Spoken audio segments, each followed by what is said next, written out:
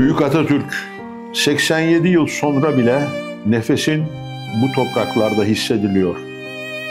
Senin kurduğun Türkiye Cumhuriyeti fırtınalara rağmen dimdik ayakta. Biz senin emanetine sahip çıkıyoruz. Ne senin yolundan döneriz, ne bu vatanı çapulculara teslim ederiz.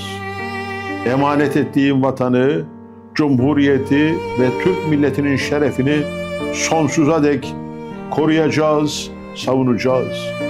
Ruhun şad olsun atam.